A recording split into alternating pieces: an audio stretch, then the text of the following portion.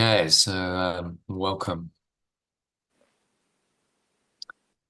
Elaine, back to the Zoom room for another Art of Letting Go live session.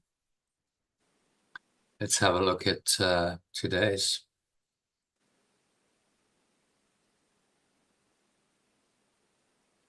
email with our daily quotes, some teaching related to that, and it'll lead us nicely into our lesson. And there's also some text if we have time and the inclination to look at the text. So you can read this headline quote, only from Abraham Maslow.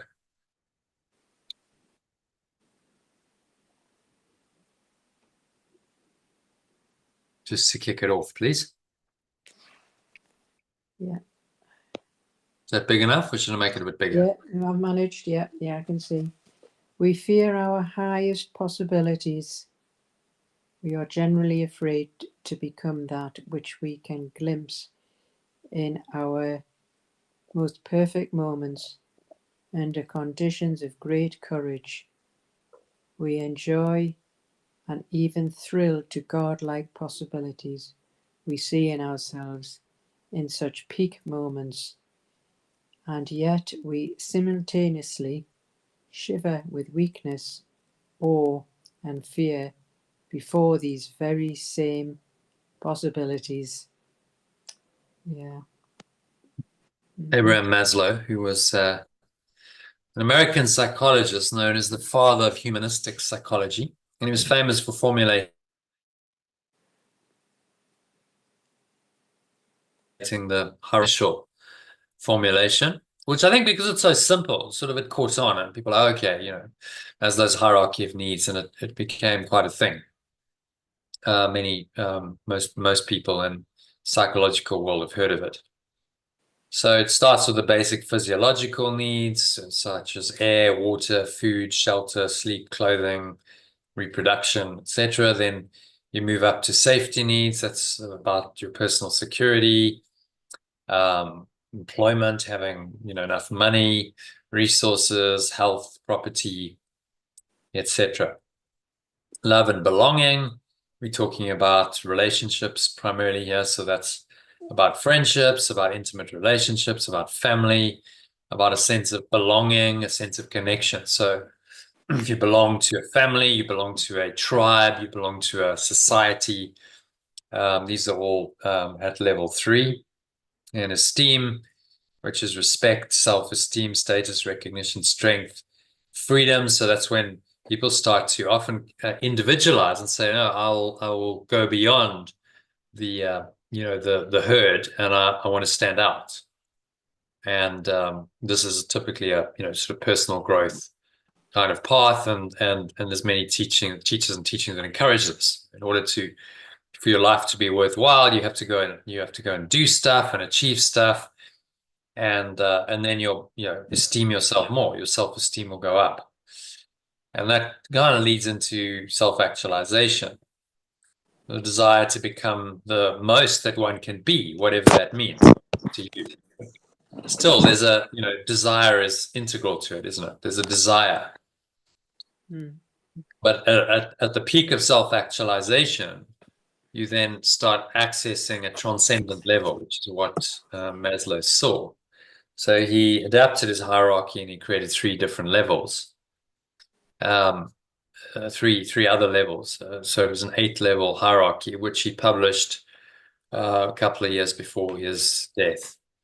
Includes 3 additional growth needs. So you've got the physiological, safety, belonging, love, and esteem, and these are what's called deficiency needs. So you think you're lacking in them, and then you need someone or something to meet them outside of you. Growth needs are more about feeling inspired to grow into something, and eventually you get beyond even self-actualization into transcendence, which is the top of the ladder, it's the top of the tree, and not just in this model, but in all the developmental systems. If we look at the map of consciousness that David Hawkins has come up with, you see the same thing. There it is, different levels of awakening, of enlightenment, and it's just well, what level you're currently at, and where you growing to. But at the top level, it's a done deal. See, so we talked about the script is written. Well, it's from that perspective, your script was always written. Whatever's happening on these levels, whatever ups and downs you have, it's a done deal that you ultimately come into this enlightenment. And there's just a journey to be gone through. So however you slice it and dice it, it comes to the same thing. You can see correlations in these levels. At the lower levels, you're going to be more concerned, fear, safety, security. They correlate. They're quite similar. And then you go up to love and belonging. So that's somewhere in here. Esteem would be, I want to grow, I want to learn. So that could be optimism. And then you start going into the higher levels of self-actualization, becoming all you can be. Well, what does that mean? Well, all you can be is the Son of God, the extension of perfect love. So once you recognize that, you recognize that your only purpose here is to fully awaken, which is what Maslow is saying. The peak experience is a glimpse of that awakened state. And he maintained that the peak experience and the mystic experience were the same. There was no difference, just language. He called it a peak experience because people didn't like mystic experience. It seemed a bit woo-woo. But he insisted till the end of his life that they were actually identical. Okay, so let's go back here. So at the transcendent level, that would correlate with deep, ineffable peace on this scale, this level of enlightenment. Transcendence, you've transcended all of these levels, you've transcended the ego, in other words, and there's just pure formless awareness of perfect love in that state. You'd be in an enlightened state, a state of samadhi. And there are people who have attained that state, and they can stay for long periods. They're quite rare, but it is possible. We've seen that in human experience. So it is doable. It is possible. And yes, you're saying, well, ultimately everyone's going to get there. So as part of this transcendence level, the top of this expanded pyramid, he identified what he called peak experiences. His research showed him that often such experiences lasted only a few moments, but nevertheless left an indelible mark on the person and often became the defining moment of their lives that inspired all their subsequent words and actions. From my own perspective, I had a couple of these, and it's enormously profound. It doesn't need to take more than a few minutes. Sometimes they last only a few moments, but they change your mind and they change your life. Because you can't deny what you experienced in those few moments. Okay, so we also found that these experiences were characterized by transcendent states of love, peace, joy, and even bliss. So initially he called them what many spiritual traditions have called such experiences down the ages, which is mystical experiences. But this terminology didn't go down too well the psychological academia of the day. Remember, he was a psychologist. In the 40s and 50s, he was making his name, 1940s and 1950s. Wasn't quite necessarily as liberated and expanded as it is today. And so he changed that. He said, well, let's not call it a mystic experience. It might put people off. Let's call it a peak experience. But maintained that they were exactly the same. It was just semantics.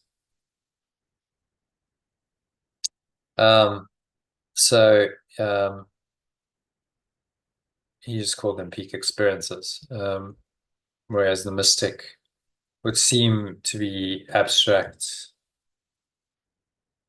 and just a bit beyond most people's knowledge, so more difficult to convince them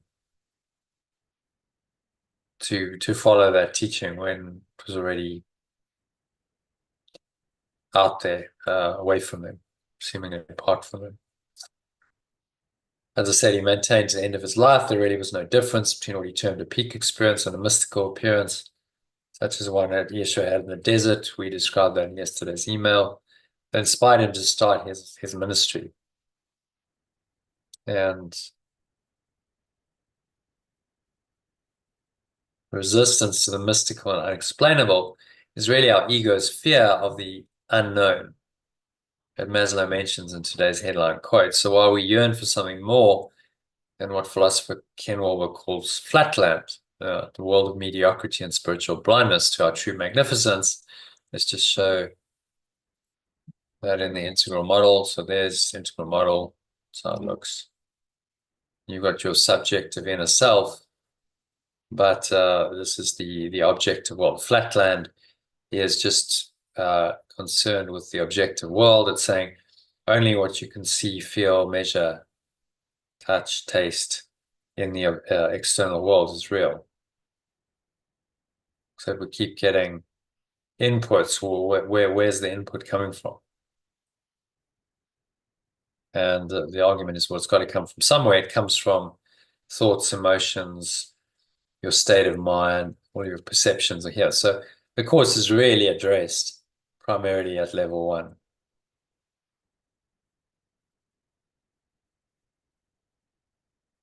Okay, so that's a little reference to the integral model. So Ken Wilber calls it flatland. That this really attachment to the external realities, the objective and interobjective. If you just believe in those, then you're in a flatland world, and these dimensions don't even exist.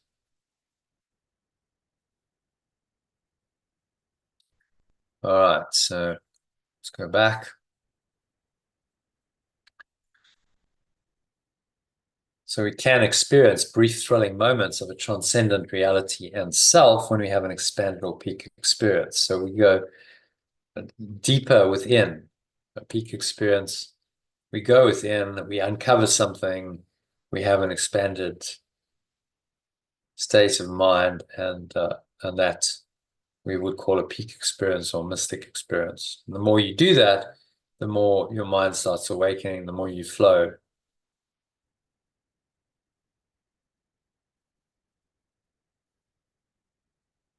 So once again,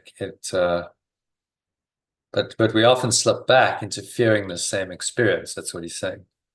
We yearn for because it threatens our ego sense of separate identity. So we backslide. So the ego comes in, which then means, okay, well, now you're just facing the ego. The script is written. Obviously, you've got to face the ego and you've got to undo it. But with these tools and mind training, you absolutely can. So once again, comes down to choice. We must choose to invite this expanded or peak experience into our awareness and let go of the fear that blocks it.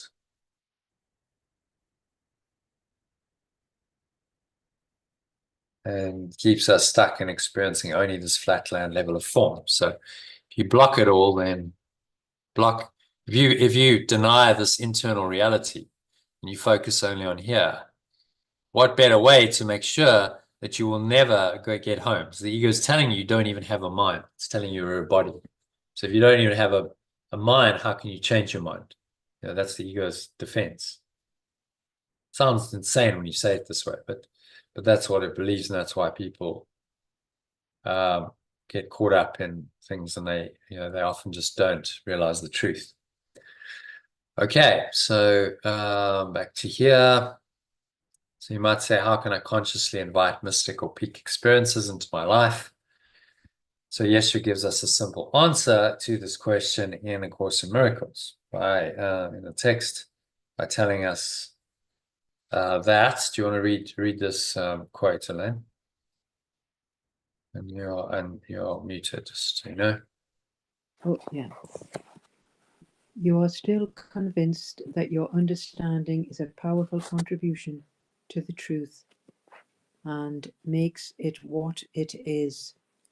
yet we have emphasized that your need understand nothing. Salvation is easy just because it asks nothing. You cannot give right now.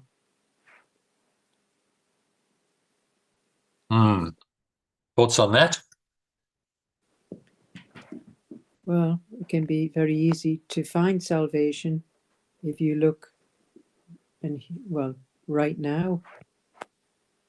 So it's just, yeah, it's here in this very moment for all of us, if we choose. So he's pointing us to an experience. That's what these words do, don't they? It's way beyond mere intellectual understanding. This experience is the so-called mystery of grace. That is the mystic experience sought by so many spiritual seekers and experienced by the truly authentic spiritual teachers of this world, teachers of God and cosmic terminology. Because how else can you teach authentically but from your own experience? You can't really. You're a theologian. So a classic example was Yeshua's life. He's a mystic, and he comes into a world that's dominated by theologians. The scribes, the Pharisees, and the Sadducees were theologians. They had studied the Torah, and they knew the law of God based on the Torah. And he comes along having his own deeper spiritual experiences. And from that experiential knowing, being able to do these amazing miracles, and they feel incredibly threatened because it shows them up as really not knowing God at all. It's just a theory of God. It's an illusion of God that they think they know, but actually they're just concerned with their egos and building their ego identities, fortifying their separate selves. Whereas what he stood for was way deeper and more powerful and higher. And some of them recognized it. So if you know the story of Nicodemus, who was the chief rabbi at the time, he was fascinated by this guy. He's like, well, you've got something. How did you cast the demons out of Mary Magdalene when he tried and he couldn't? He's like, well, what power could do that? I want to know how you did that. And he wanted what Yeshua had. Although Yeshua was younger, he acknowledged that, he was on a higher level and could show him the way to experience this, the mystic truth. So it's worth reminding ourselves about the definition of a mystic briefly. So if you can read that definition, Elaine.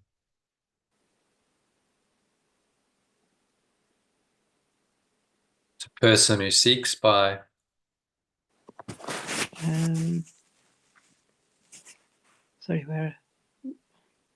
a person who seeks by contemplation and self-surrender to obtain unity with or absorption into the deity or the absolute, or who believes in the spiritual apprehension of truths that are beyond the intellect. So it's all about, surrendering to God, into the deity, the beingness, actually into an experience. The mystic knows the truth that they are one with God experientially because they've experienced it and they continue to experience it moment by moment in their lives.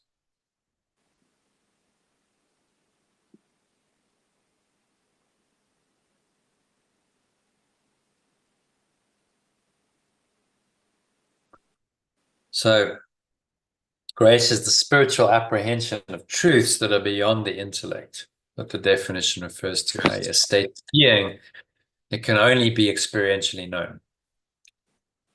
So how can you experience grace consistently, you might ask? How can I do this? Do I have to become a mystic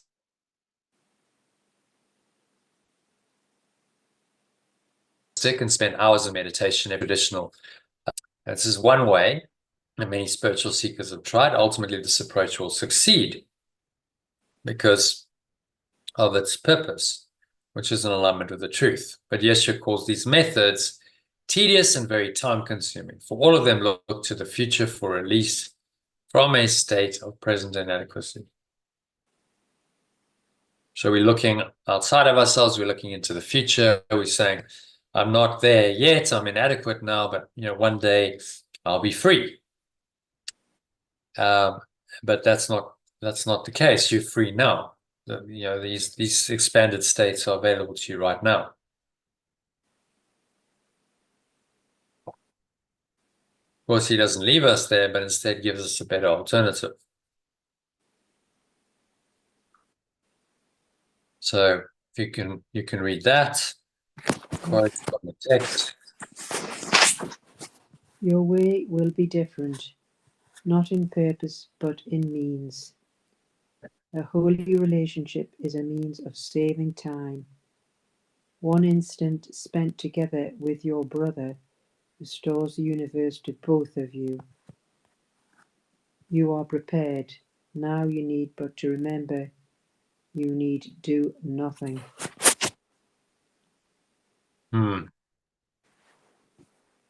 So he's telling us that the holy relationships, the Course talks about,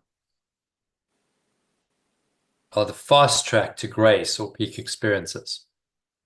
They'll save us a lot of time, and we need do nothing. Why is this, you may be wondering to yourself? Because in the forgiving of our brothers and sisters for their apparent sins, we also forgive or let go of our own and release ourselves from the struggle to overcome the idea of sin and its attendant guilt. So if you watched the movie, The Life and Legacy of Martin Luther, did you ever watch that? I included in the email earlier this week. You would have seen it was a major obstacle Martin Luther faced, and he overcame through an experience of God's or love's grace. So what he had to do was to wrestle with his deep-seated belief in sin and guilt, which was very much part of the Catholic tradition. He was a Catholic priest. And he contemplated the meaning of this quote. He was fascinated by this quote from Paul's letter to the Ephesians in the New Testament. So if you can read that. For it is by grace you have been saved, through faith, and this is not from yourselves. It is the gift of God, not by works, so that no one can boast. So really saying it's nothing you need do nothing. It's nothing you're gonna do. It's a gift from God. And very different from the idea that we're sinful, then we've got to atone for our sins. And the Catholic Church milked that for all it was worth by saying, well, now you can actually pay these things called indulgences, and your indulgences will save you time. You're not going to be in hell then. We'll pay your money and you'll stay out of hell, which is completely ridiculous, of course. And Martin Luther saw that this was, in contradiction to Scripture. And the church was basically just abusing Scripture and using this to make money. And so he spoke up against it, and that was where the Protestant Reformation started. It was like, well, this people weren't happy, and he just expressed that, and then the whole Reformation movement kicked off. So this peak experience that he had led him to do what he did. He nailed his theses, 95 points, onto the church at Wittenberg, and that was the act of courage that kicked off the whole Protestant Reformation movement in Europe. And that in turn was the foundation for the Industrial Revolution and Western democracy. Right? So that without the freedom from the church, the Renaissance wouldn't have happened, all that scientific inquiry and experimentation wouldn't have happened. And that was the foundation for the Industrial Revolution. It needed the mind to be freed from this oppressive system of sin and guilt, and the church's autocracy to evolve into what we now know as Western democracy. So one man's epiphany or peak experience in realizing there was a way out of the belief in sin and guilt in one night, 500 odd years ago, has profoundly changed the world ever since.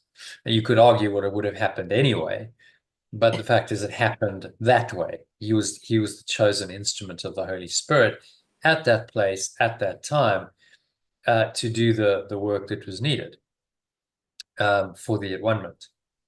And so you could say, his script was written. The moment he was born, that was his destiny, and he played it out perfectly.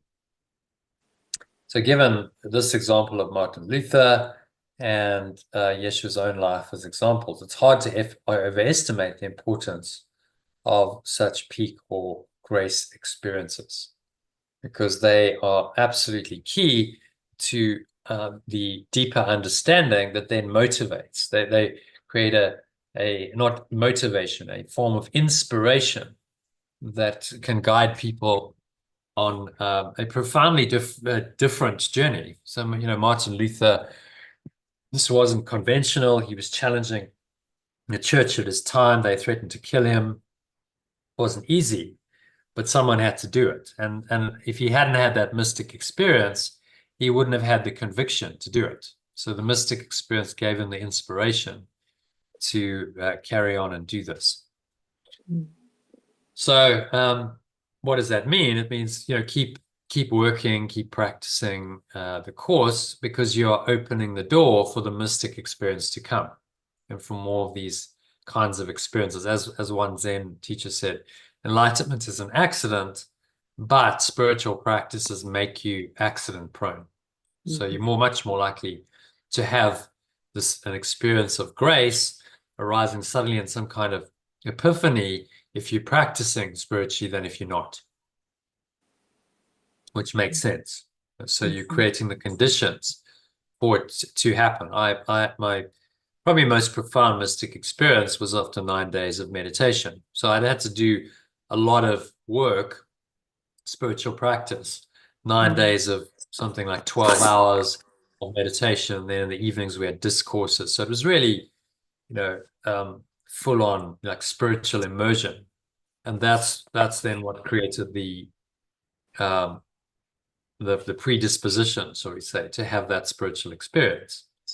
And I got lucky, but it's unlikely I would have had that spiritual experience if I just carried on in my normal way, just doing what I was doing. I had to go to the retreat and let go of the world for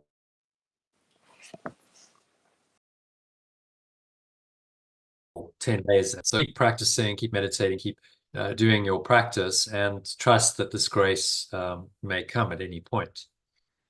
And at the very least, you feel more happy and more peaceful while this grace, while you're waiting for it. So you don't just sit around and go, well, I'm waiting for grace to descend. Like, no, I'll actually work, and I'll do the spiritual work, and I'll do the practices, and I'll train my mind so that I'm in a position. I'm opening my mind to the grace coming. I'm facilitating it happening for me, rather than resisting it. Does that make sense, Elaine? It does. It does. Yeah. So you never know. Tomorrow you might have the most profound mystic experience in your morning meditation. You just don't know.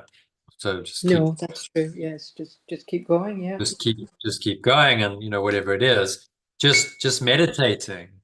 And if you get into regular practice of that, makes you a mystic, because you are now relying on your direct experience that you've experienced in meditation, rather than just dry intellectual theoretical teachings outside of you. It starts to become very experiential. And so the truth, start to knowing the truth in your own mind.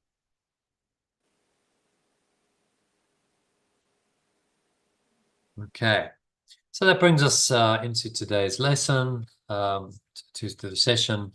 The next part of the session is the lesson. So let's have a look at workbook lesson 180. This is our final review lesson.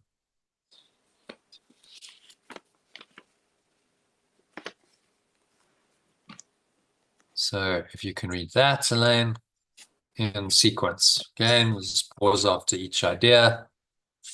or the original and alternative, and then pause, to reflect on it, and then go to the next one. Yeah. God is but love, and therefore so am I. My source is only love, and therefore so am I. Okay. Any other thoughts on that?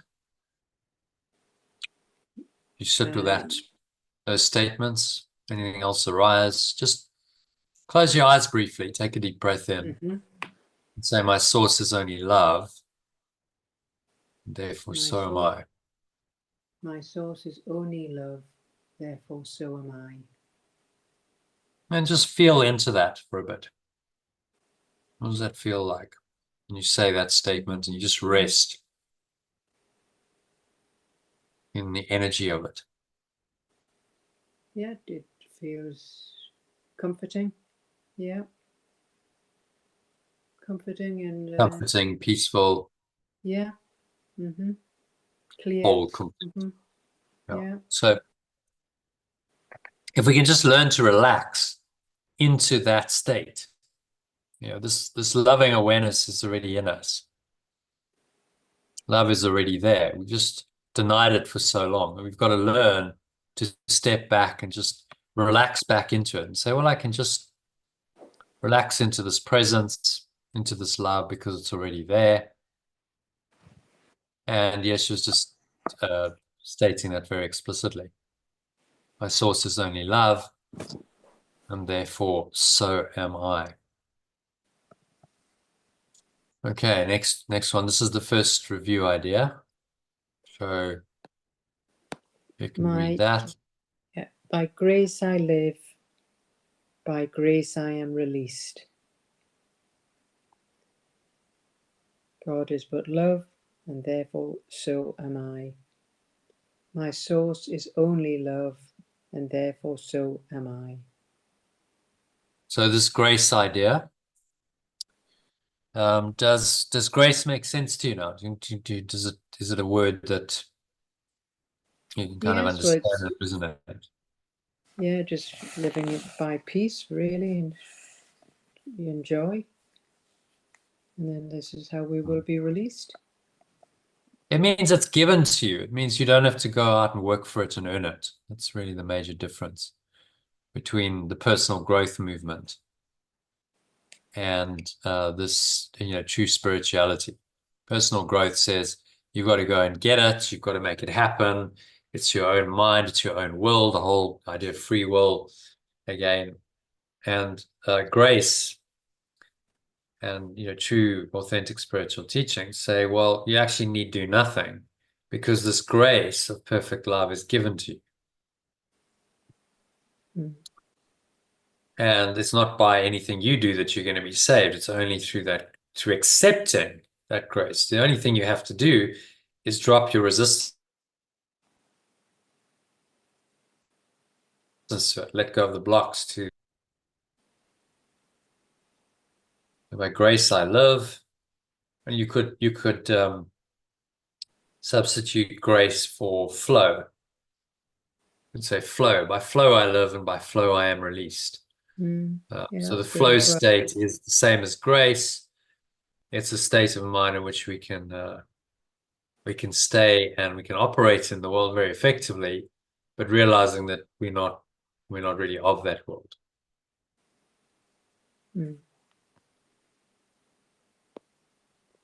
So if you look at it here, just maybe put it in grace. Grace could go along with all of these other terms: grace, healing, transformation.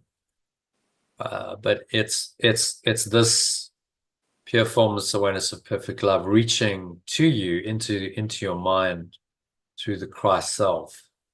Here, bringing you this grace, which is given to you.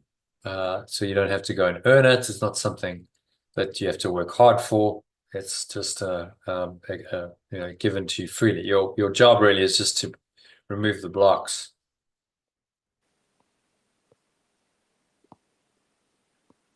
So grace, flow, miracles, corrections, forgiveness, letting go, surrender, acceptance.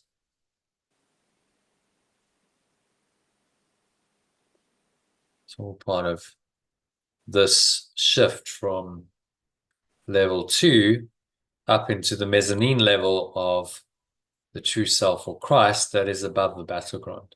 And grace is an essential part of that process. Okay, so that makes sense. Let's go on. Mm-hmm. So this one, next one, there's no cruelty in God and none in me. Alternative. Yeah. There is no cruelty in God and none in me. There is no cruelty in perfect loving awareness and none in me. So thoughts on that? Yeah, just makes sense. That's the way to live, yeah. No cruelty. I think, we got to be really honest with ourselves, because any idea of any harm, of any pain and suffering being real, of any guilt, any feeling of punishment, any fear, this is all part of the cruel world the ego's invented to cover over perfect love.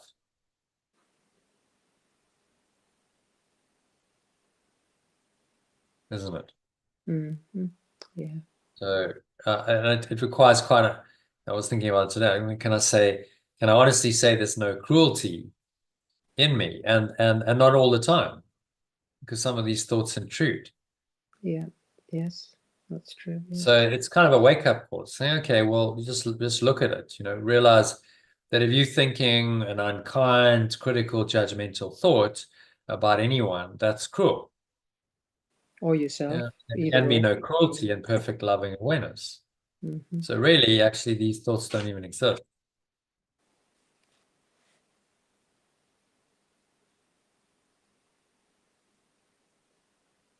Okay, so just wrap it up with the key ideas. Last time we'll read it. Mm-hmm. Let's review series of review. God is but love, and therefore so am I. My source is God but is sorry. God is but love, and therefore so am I. My source is only love, and therefore so am I.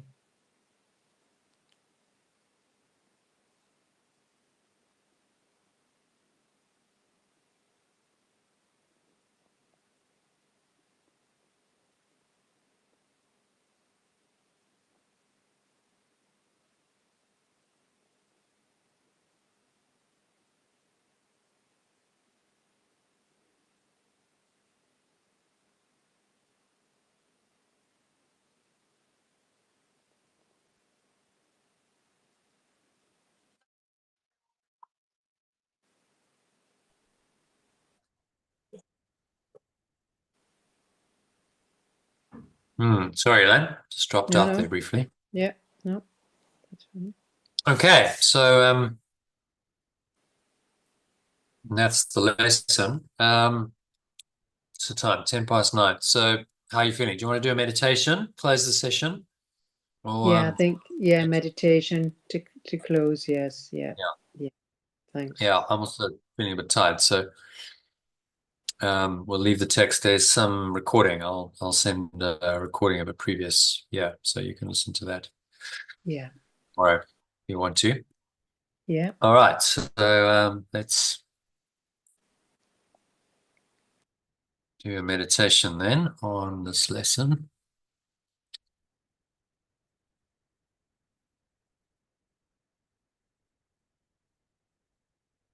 So just making yourself comfortable, sitting with your feet shoulder width apart, back straight, cup your hands in your lap. Close your eyes. And start off with a nice deep breath in through the nose, breathing in. The nose, noticing how the stomach rises and the chest rises. And the subtle flow of air in through the nostrils. Pause at the top of the inhale. Scan your mind, notice any thoughts, emotions,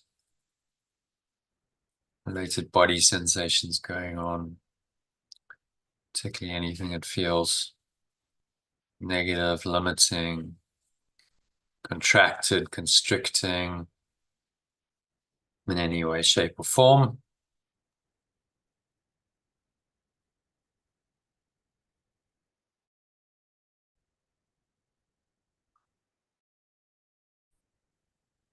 And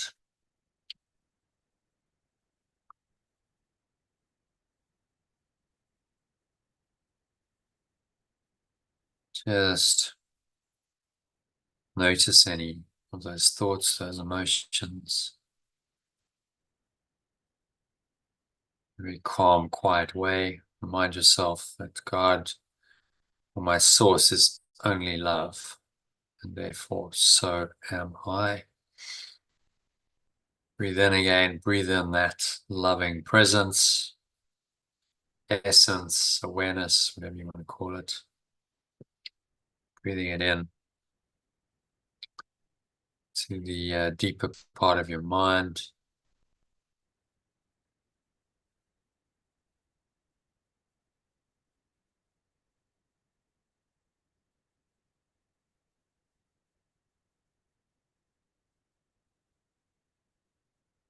This loving awareness,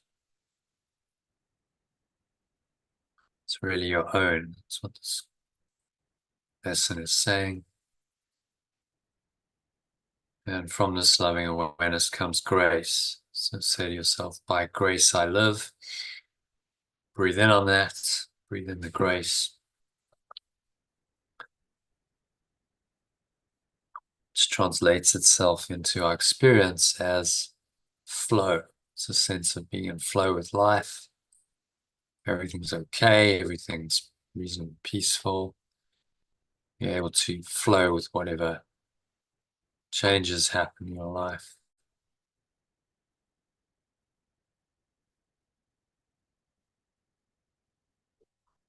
So by grace you live.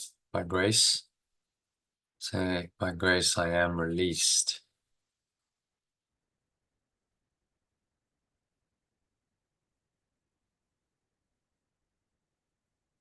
By grace I live. By grace I am released.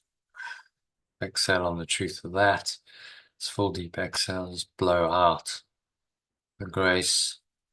Blow out any negative thoughts, emotions.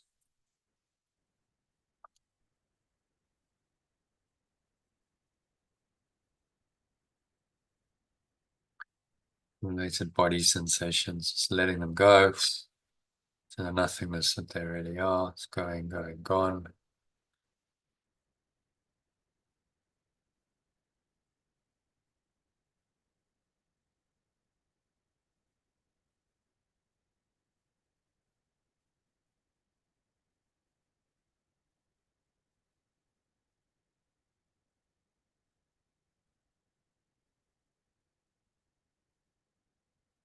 And rest for a few moments in this gracious presence. Say again as you breathe in, God, or my source, is only love, and therefore so am I. Breathe this loving awareness into every pore, every cell, every muscle of your body, every part of your mind, every fiber of your being. Is in this gracious presence, in this loving awareness.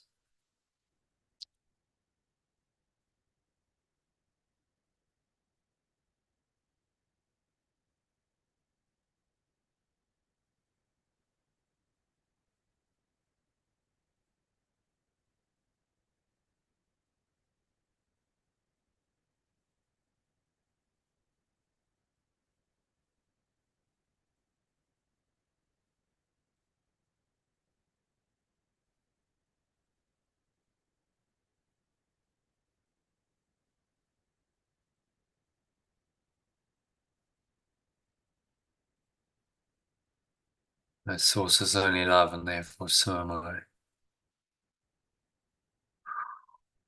Exhale the truth of that. Just have a sense of sinking inward. It's going deeper, deeper and deeper into this deep, loving awareness. It's deep in your mind. Find this in your own mind, in your own awareness. There's nowhere else. There's nowhere else to go. There's nothing else to do. Nothing else to think about.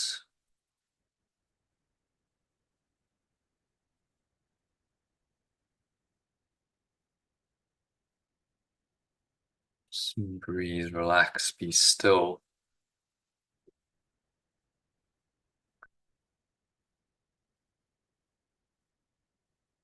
In this loving awareness.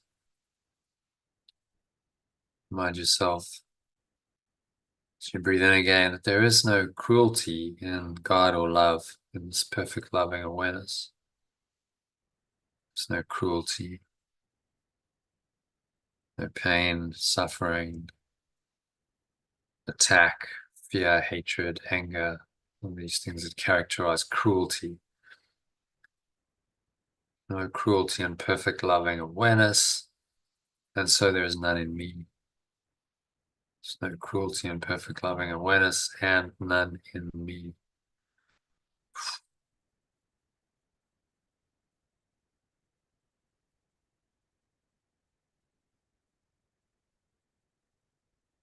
And you exhale.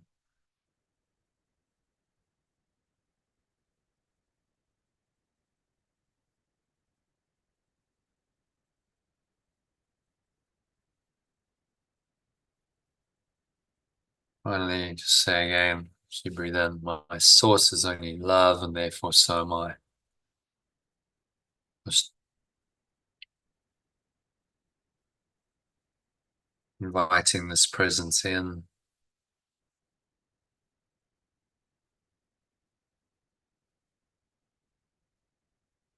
Breathing it in, allowing it to infuse every pore, every cell, every muscle of your body, every part of your mind, every fiber of your being. Rest in this loving awareness.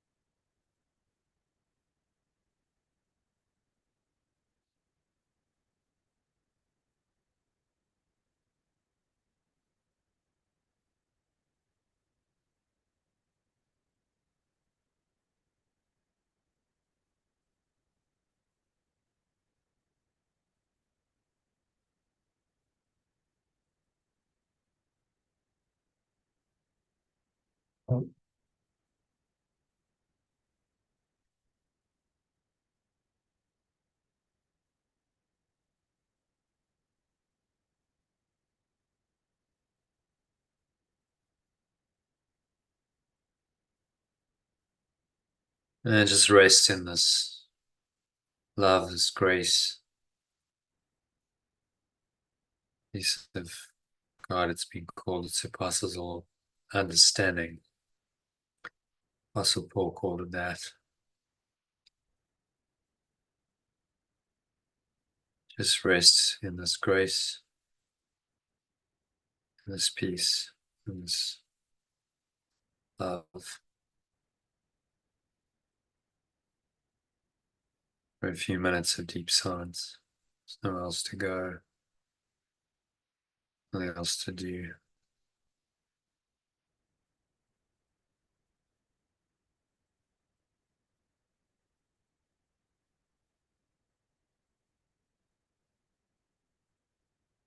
Just breathe, relax, and be still.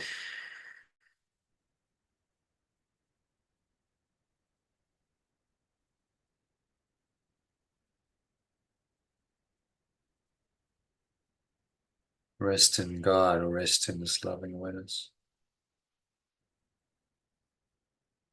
Nothing else to do, nowhere else to go. And just observe your breath. Let the breath just anchor you into this present state. Focus your mind in the present moment and allow yourself just to go deeper and deeper into that moment, sinking deeper and deeper and deeper.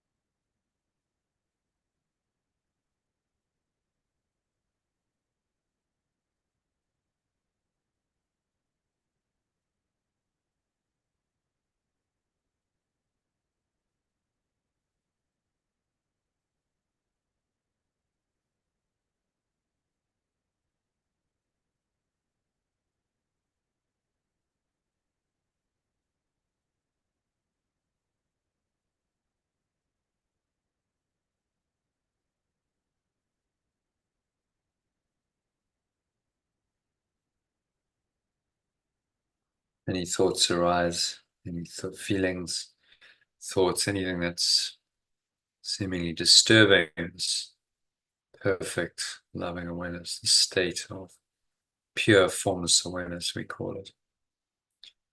You just observe it. Notice that it's not in alignment with this loving awareness. It seems to be something else going on, and you make a choice once again for this loving awareness. Remind yourself that God is only love, my source is only love, and therefore so am I, and there's no cruelty in this loving awareness, and so there's no cruelty in me. So you breathe this loving awareness into every pore, every cell, every muscle of your body, every part of your mind, every fiber of your being. And then you exhale.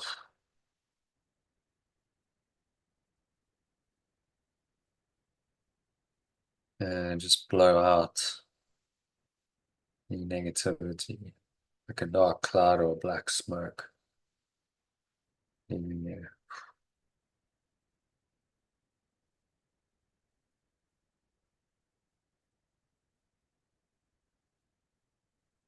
Blowing it all out, letting it go.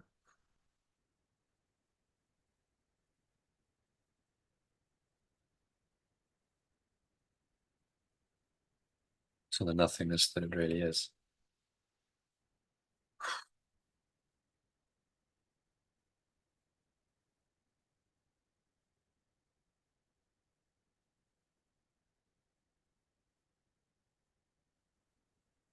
And then just rest in that nothingness, in the emptiness, which is also the fullness of spirit. It's empty of all illusions, but it's filled with the spirit or the awareness, this perfect loving awareness we call God, pure formless awareness of perfect love. Just access that awareness, be in that awareness, experience that awareness.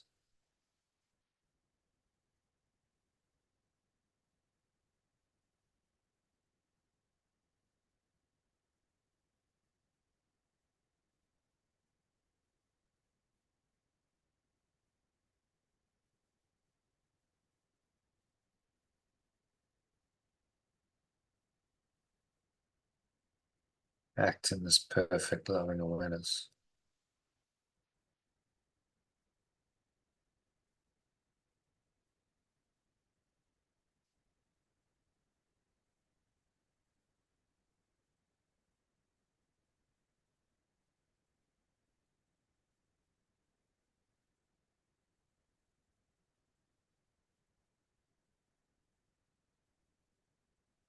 Just abide in it, rest in it for a couple of minutes of deep silence.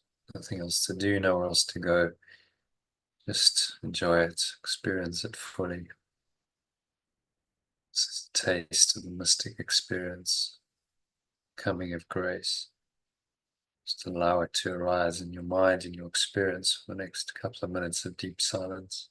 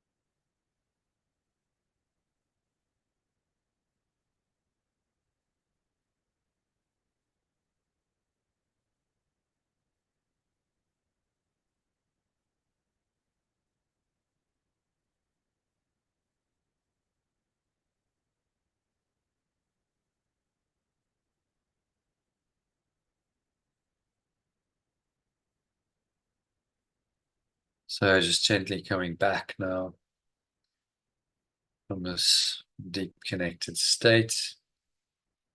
You bring your mind back into an awareness of your body via the breath and the senses into the world. And on the count of three, you're going to open your eyes. So 1, just breathing in, noticing how the stomach rises and the chest rises.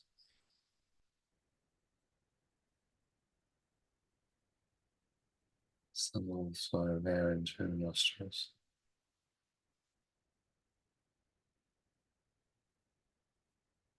Feel this life energy rising up the spine.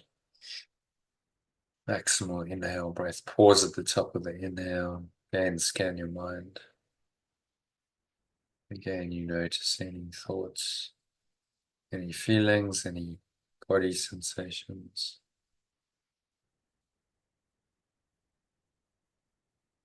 Just notice them objectively.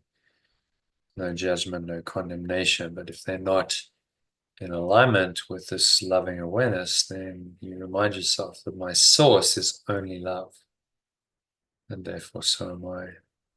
So by grace, I live. By grace, I am released. There's no cruelty in my source, and so there's none in me.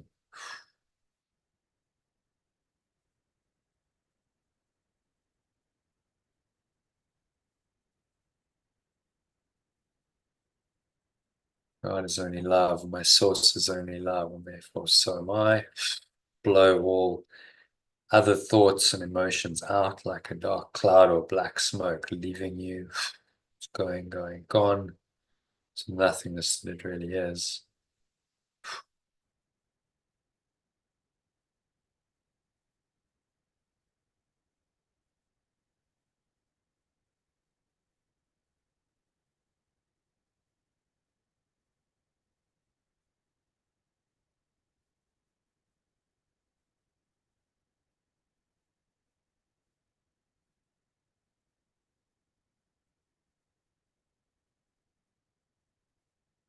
So exhale, blow it all out.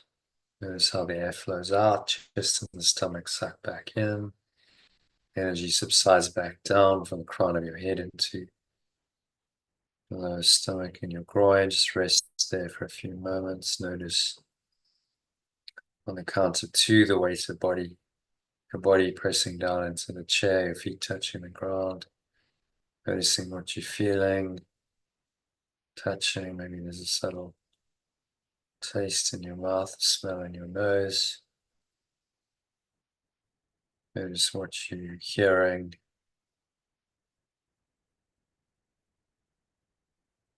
Without any judgment, just formless, pure formless awareness of perfect love. Even as you come back into awareness of sense perceptions, notice that this deeper awareness is still there, ever present in your awareness. And the sense perceptions really can't disturb or affect this deeper awareness in any way. So now you're going to practice this with your visual sense, which is the most dominant one for most people. So on the count of 3, open your eyes. Just take a minute to look around and notice whatever's going on, various objects in the room, maybe there's people around. Just observe them from this same very clear, calm, loving awareness without any judgment. This awareness becomes foremost, comes to the foreground of your awareness rather than the background. So it's about bringing what has been buried in the background to the foreground, perfect loving awareness. And what's been in the foreground, which is this world made up of all of its sense perceptions and judgments of those sense perceptions, that's all gets let go of and put into the background. Judgment may still arise from time to time, but our practice then is to be aware of that and let it go. So to restore our mind to this deeper loving awareness, which is what we really are, which is the source of grace. It's the source of love. It's the source of freedom. So practice this lesson well. You can practice it again using a breath break or meditation if you want to this evening, or just remind yourself of the key idea: my source is only love, and therefore so am I, if you need to top yourself up.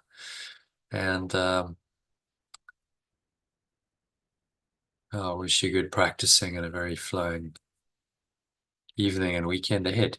That brings us to the end of the meditation and of the session. So thank you, Elaine. Yep, thank you. Namaste. Namaste. Wishing you a nice weekend. Yeah, thank you. You too.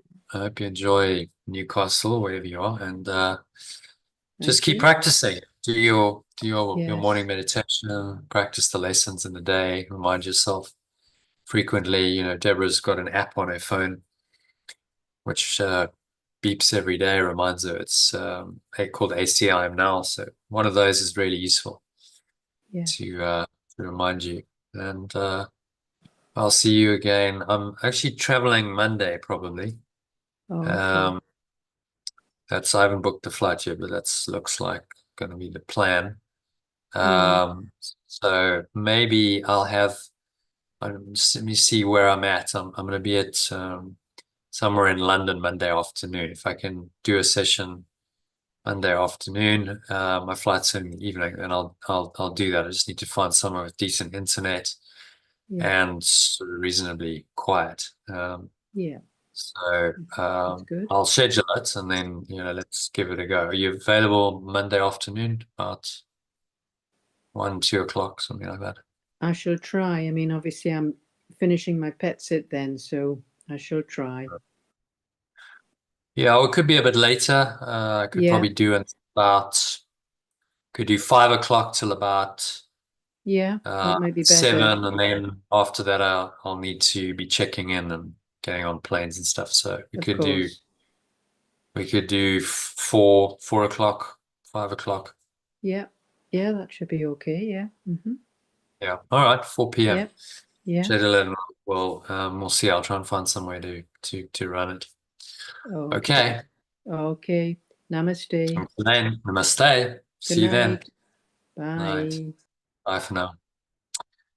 Okay, so that's a wrap for tonight and for this week. If you enjoyed that, then why not subscribe to the channel? I do this 3 or 4 times a week, so you'll be notified whenever I go live. or any other videos that I upload. So hit the subscribe button now. You can also go to lifebuild.com and sign up to receive a free Telegram message or messages every day, which contain the daily quote, the workbook lesson, the commentary that I shared with you up front in this session. And you get all that sent to you free on Telegram, along with the schedule for that day. So you'll be able to join a live session via the Zoom link that I provide in the Telegram message. So if you'd like to join us, sign up via lifebuild.com to Telegram and watch your Telegram messages to see when these live sessions are happening, and you'll be given the Zoom link to join us. So I hope you'll do that. I hope to connect with you on the inside of one of these sessions soon. Wishing you good practicing and much love, peace, and joy. Thanks for listening or watching, and namaste, which means the graceful self in me acknowledges and honors that same gracious self or presence in you. Peace.